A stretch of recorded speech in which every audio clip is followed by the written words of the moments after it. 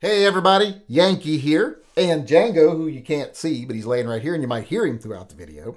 We just wanted to come on here real quick and point out that it's been a bad couple of days for the Biden administration. It's been real good for the gun community, but bad for Biden and his administration's anti-gun agenda.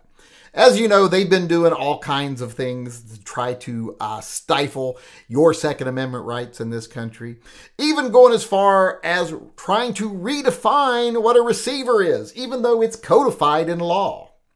And they don't have this authority. They don't get to redefine law. They don't get to rewrite law. And the courts are letting them know that this week. Like I said, they're smacking them on the hands, telling them you're overreaching. Telling Biden you're not the emperor and the ATF isn't your private enforcement agency to go out there and push your political agenda. You can't write these new laws, no matter how you try to put it and say, oh, well, we're just redefining something that's already on the books. No, you're not. What's on the books is already there and you're trying to change it. The most blatant example of that is where they're trying to redefine what a receiver is. A receiver is very clearly defined in law. And to put it in layman's terms, it's basically the part of the gun that is capable and ready to accept the components that make the gun function, makes it able to actually act as a gun. And they don't like the fact that you can go out now and buy an 80%er that cannot accept the parts needed for the gun to function, but can be made to accept those parts. So they decided they're going to redefine what a receiver is. And basically what they're saying is pretty much any old hunk of plastic can be a receiver. If you take their logic to the extreme, anything can be a receiver. If you got a 3D printer, that could be a receiver.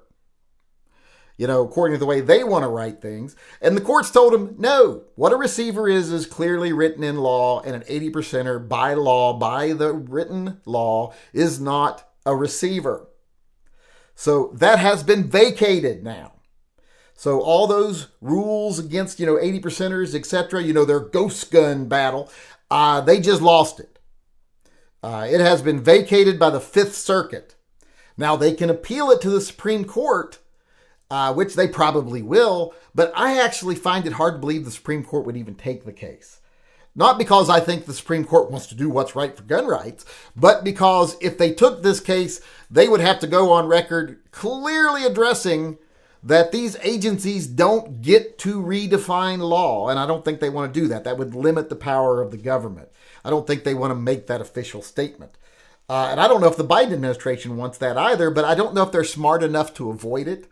So they might appeal it, but I don't know if the Supreme Court will take it up just simply because they don't want to make that ruling, but they might. And if they did, I do believe that they would uphold the Fifth Circuit's ruling that the Biden administration and the ATF does not have the right to create legislation. That solely sits in the hands of Congress. Only they can rewrite the law. Judges can't rewrite the law, especially appointed agency officials can't rewrite law. The president can't rewrite law. But that's all this was about. They were trying to rewrite the law to say, hey, these pieces of plastic that you can get and turn into a receiver, well, since they have the potential to become one, they are one. That doesn't hold water at all, logically, legally, or in any other fashion. That is just the epitome of vague and ridiculous. And like I said, the Fifth Circuit vacated that rule today. It's gone unless the Supreme Court takes it up and reinstates it. But I don't think they're going to do that. But, still keep your eyes open. And this comes on top of a district court judge, a federal district court judge in Texas, extending an order that protected certain individuals from having the pistol brace law enforced upon them. They had an injunction.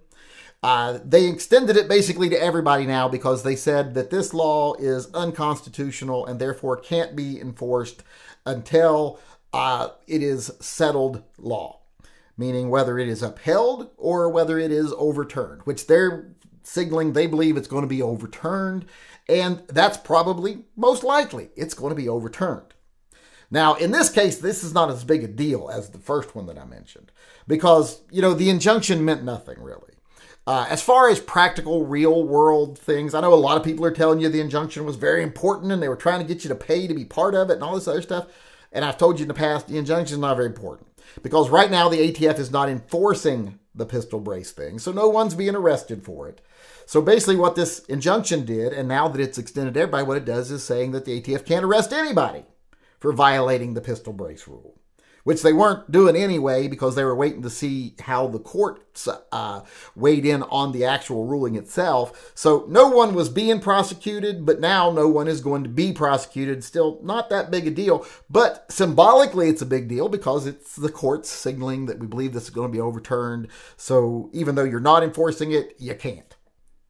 So that's going to be another slap on the wrist for the Biden administration there once this is overturned. Now, keep in mind, this is just at a district federal court in Texas. So there's multiple steps above this. This could change tomorrow.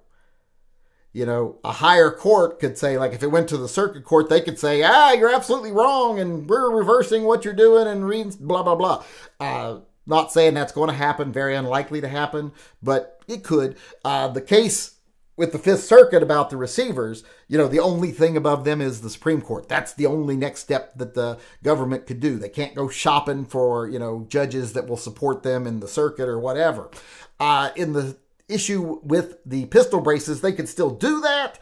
But, you know, I'm not really worried about it. Like I said, it's something that's not being enforced and it's something that's most likely going to be overturned. So not particularly worried about it, but like I said, it is a symbolic victory here, kind of a, you know, it's a hollow victory, but it's a victory all the same. It does mean something. It just doesn't really affect, you know, what we're doing. Because I've told everyone, if you got a pistol brace on a pistol, just do it. Just don't be going out and talking about it. Don't be telling people and don't be asking, oh, is this compliant? That's how you get in trouble. Do what you want to do and don't advertise. That's been my position on all this stuff.